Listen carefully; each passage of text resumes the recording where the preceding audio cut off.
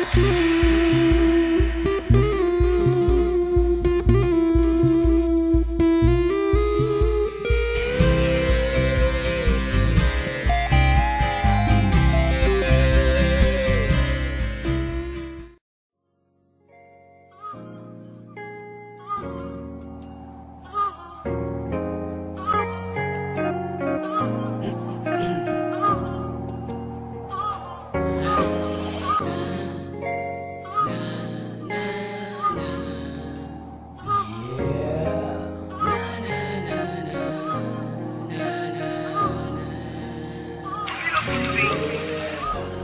มาไก่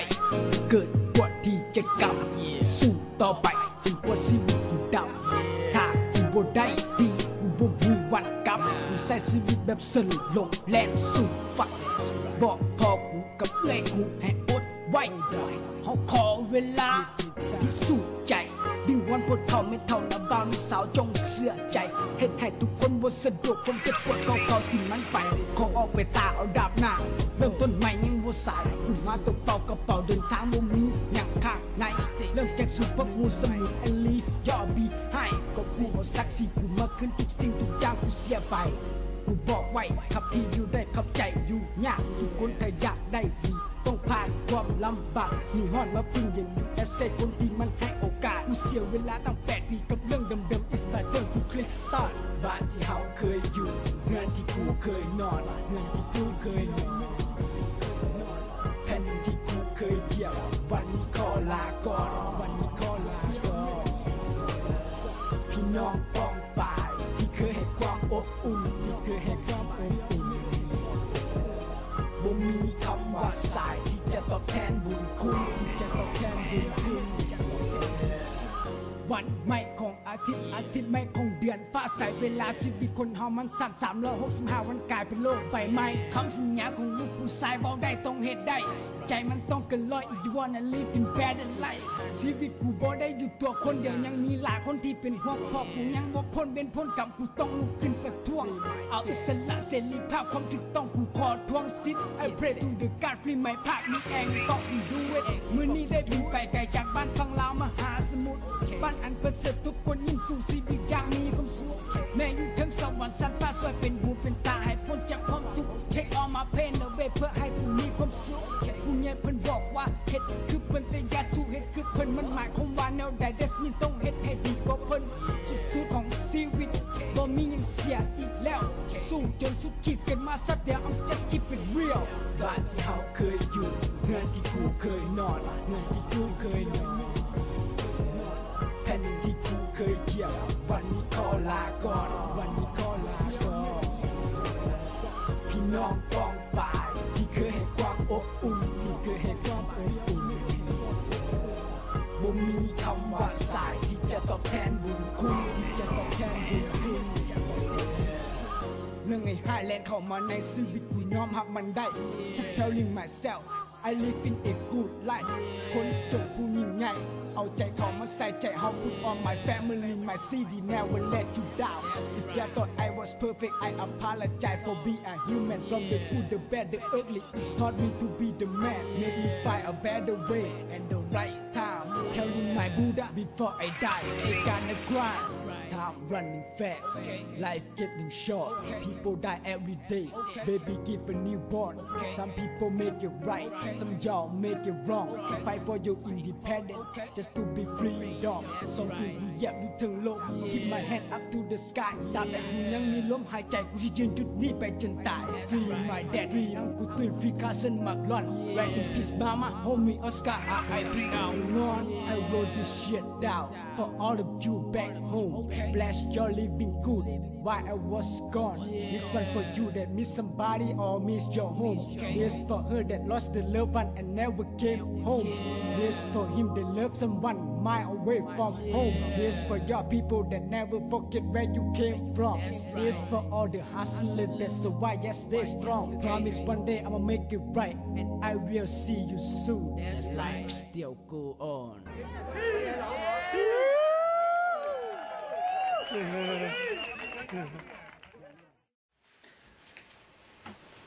ก่อนจะเริ่มต้นขอสบายดีพ่อแม่พี่น้องก่อนเนาะ และนักต่อสู้ของพวกเขาที่อยู่ในประเทศและอยู่ต่างประเทศทั้งหลายเขาเป็นลาวน้ำกันบ่ว่าอยู่นอกอยู่ในเป็นลาวน้ำกันวันนี้มาว่าเรื่องรัฐธรรมนูญสร้างรัฐธรรมนูญเขาสร้างมาให้อย่างรัฐธรรมนูญนี่มันเป็นหลักการต่อสู้ของพวกเขาสู้เพราะว่าเขาสู้ย้ำไหนเขาก็ต้องมีเหตุผลที่เขาต่อสู้เป็นอย่างเขาจึงต่อสู้เขาต้องการเอกราชของพวกเขาต้องการสิทธิ์ของพวกเขาต้องยึดสิทธิ์ของพวกเขาคืนมาเขาเป็นประชาชนที่เกิดอยู่ในประเทศลาวเขามีสิทธิ์สร้างรัฐธรรมนูญ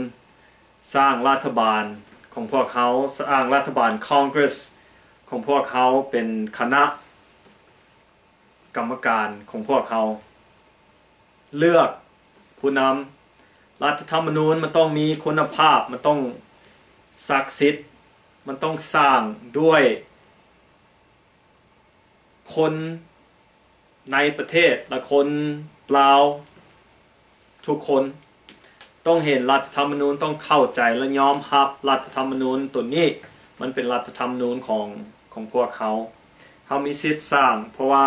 เขาเป็นประชาชนลาวเกิดอยู่ในแผ่นดินลาวเขามีสิทธิ์เต็มร้อยเพราะว่ารัฐบาลมันบ่ถูกมันบ่เป็นรัฐบาลของเขาแล้วรัฐบาลมันตั้งมาขูดมันตั้งมา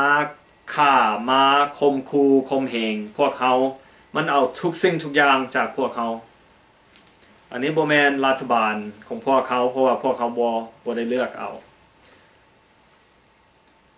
ในนามประชาชนพวกเขามีสิทธิ์สร้างรัฐธรรมนูญและลุกขึ้นต่อสู้ร่วมมือกันหันหน้าเข้ากันจับมือถือแขนปลุกระดมคนของเขาใส่รัฐธรรมนูญอันเดียวกันเข้าใจกฎหมายเข้าใจรัฐธรรมนูญของพวกเขารัฐธรรมนูญเขาสร้างมามันก็ฟรีเขาสร้างมาเพื่อทุกคนให้ทุกคนให้ได้อ่านให้ได้ฮู้เดี๋ยวนี้เขาสร้างภาษาอังกฤษเขาเขียนแล้วเขาสร้างมันมาแล้วมันนี่เขาจะแปลเป็นภาษาลาวให้มันงามให้มันมีคุณภาพเพื่อคนลาวอยู่ทางในก็จะได้อ่านลาวอยู่ทั่วโลกก็จะได้อ่านผู้อาวุโสก็จะได้อ่านผู้หนุ่มน้อยก็อยู่ต่างประเทศก็ต้องได้อ่านภาษาอังกฤษลาวก็แปลเป็นหลายภาษาก็ได้แต่สองภาษาอังกฤษกับภาษาลาวเขาต้องเขียนสองภาษานี้ไว้เขาเป็นคนลาวเขามีสิทธิ์ลุกขึ้นต่อสู้เปลี่ยนแปลงสิ่งที่มันบ่ถูกต้องเขามีสิทธิ์เพราะว่าเขาเป็นประชาชนเขามีสิทธิ์ปากเว้าเขามีสิทธิ์คิดคนลาวเอ้ยถึงเจ้าจะเป็นชาวนาหรือเจ้าคิดว่าเจ้าบ่มีการศึกษาหรือเจ้าคิดว่าการเมืองมันบ่สำคัญแต่การเมืองมันคิดหาเจ้าอยู่ตลอดเพราะว่าการตัดสินของรัฐบาลมันกระทบพวกเจ้าทุกคนการเมืองพวกเจ้าต้องฮู้ไว้กฎหมายพวกเจ้าต้องฮู้ไว้การต่อสู้มันจังหนักแน่นมันจังเข้มแข็งมันจังมีคุณภาพเฮาทุกคนเฮ็ดทุกสิ่งทุกอย่างแต่เป้าหมายของเฮาไปเป้าหมายอันเดียวกันคือหมดน้อยๆมันสร้างได้ทุกอย่างมันสร้างมันเฮ็ดเป็นกลุ่มหมดน้อยนี่มันสร้างเป็นร้อยเป็นพันเป็นแสนเป็นล้านมันสร้างน้ำกันมันหาอาหารน้ำกันแล้วมันก็แบ่งกันมันเป็นคือประเทศเป็นคือกองทัพหมดตัวน้อยๆมันบ่ย่านสัตว์ใดอีก คิดเบิ่งเอาเฮาเป็นคนเฮาจะเฮ็ดบ่ได้บ่เฮามาสร้างนำกันให้ประเทศเฮามีเกียรติและมีศักดิ์ศรีให้คนเฮามีดีกินดีเฮาบ่ต้องการอีหยังหลายดอกเฮาต้องการดินเฮาต้องการบ้านเฮาต้องการโอกาสเฮาต้องการความเปลี่ยนเฮาต้องการให้ลูกเฮามีการศึกษาเฮาต้องการอนาคตเฮาต้องการกฎหมายที่มันศักดิ์สิทธิ์ที่คนจะปฏิบัติได้บ่แม่นรัฐบาลสร้างมาและบ่ใช้เฮามาใช้นำกันรัฐธรรมนูญเฮามาแปลงนำกันเฮามาเปลี่ยนนำกัน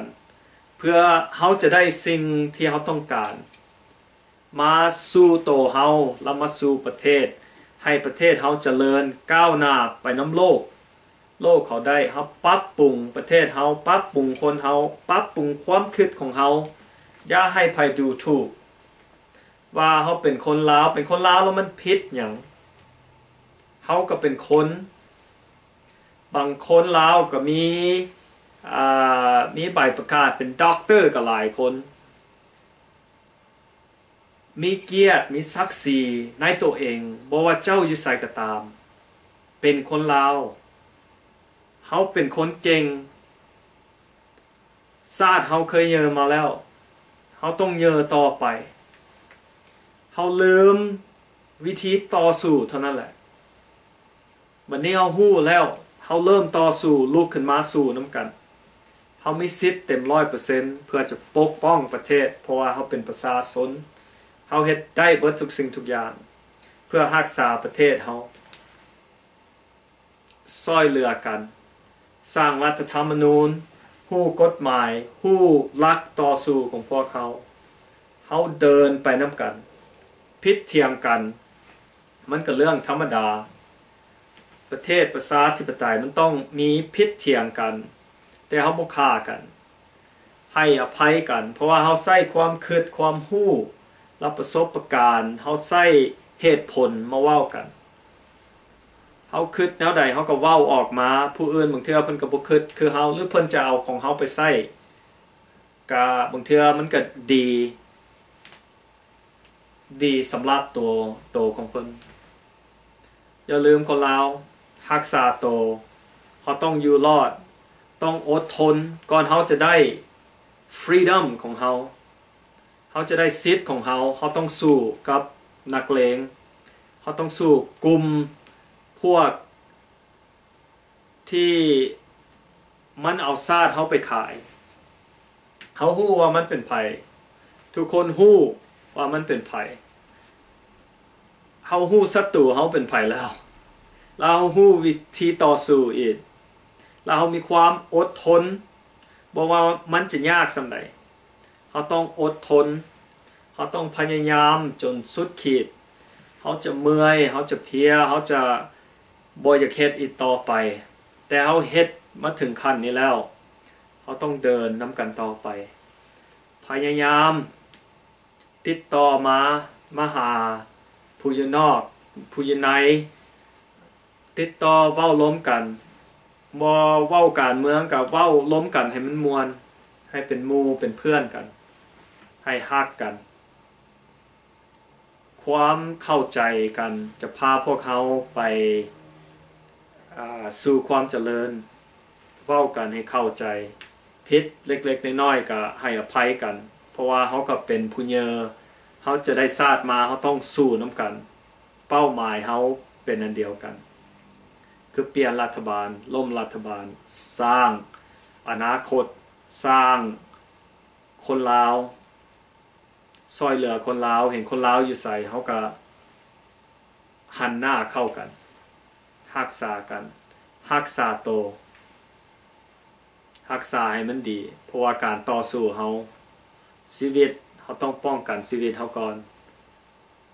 ศัตรูเขามันต้องตายคนเขาบ่แม่นเขาจะตายคนศัตรูเขามีสิทธิ์เปลี่ยนแปลงประเทศเขาได้อย่าลืมประเทศเขาเป็นค คนจะเปลี่ยนประเทศเขาได้เขาต้องฝึกโตให้มันดีฮู้รัฐธรรมนูญ